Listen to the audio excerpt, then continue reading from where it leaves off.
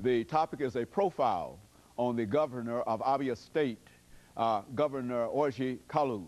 And of course, Governor Kalu, before we had our final break, we promised that we would give you the last part of this show to give you an opportunity to talk about your visit to Nashville, because we understand that you've been in Nashville for a couple of days now, and you've had an opportunity to move around and deal with some of the officials and et cetera.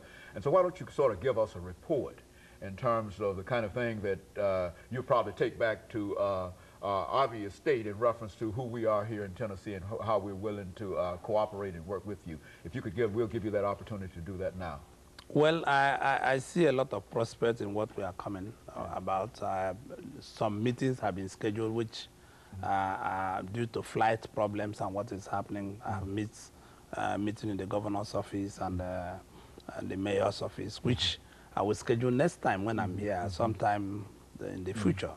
But we are signing agreements on health. Health is a very essential issue in my mind. Some of the local people here handling it, Dr. Mado have briefed me on what we are going to sign. We have looked at the documents with the various counties and the government, and we are going to have an excellent relationship with the state of Tennessee. And I believe with what we are planning, there are going to be exchange health program, both education and cultural program between our states and this. And eventually, when I become president, I also pray that one day you will have a president from here when I'm president, so we can be able to work together.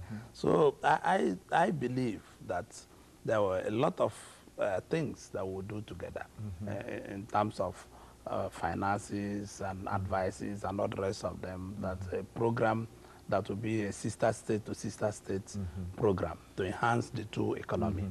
And I believe these are in future, near future. These are what we are going to be discussing with the bureaucrats in the government department and all the rest of them. I'll send my officials to come back and discuss with them and see where and means we can work together. The health is what is on the ground now, which we'll sign the agreement before we leave. And the program will start, an exchange program between Abia State and the state of Tennessee and their counties. Now, you know, there's been some a real conscious effort on the part of the United States and some countries in Western Europe to try to deal with some of the real economic problems in Africa in general.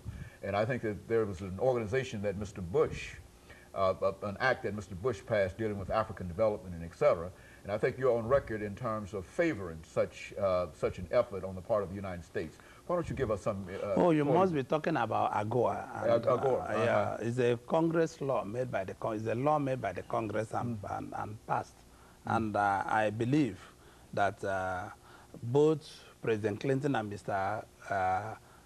Bush were all committed to those programs, and I respect these two leaders because of their commitment towards, and finally Mr. Bush signed into law. And I also need to thank the Congress. This AGOA, if properly managed, will enhance the economic development of my state. My state is going to be center for AGOA because there are clusters that are going to be a springboard towards what AGOA is going to be in my state. So I believe that will be a job creation for the people if the policies are well handled.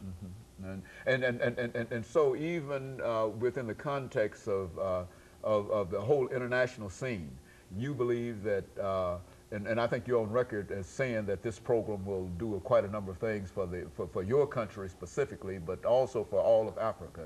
Is that? That's correct. And the program, I think, elapses on 2015, and I will only appeal to the Congress to see the extension. If I'm correct on my dates, the Congress should initiate a new bill to see that they pass this new bill to make sure that it's extended, to give people opportunity of continuing with it. It's going to help all developing countries in the sub-region of Africa.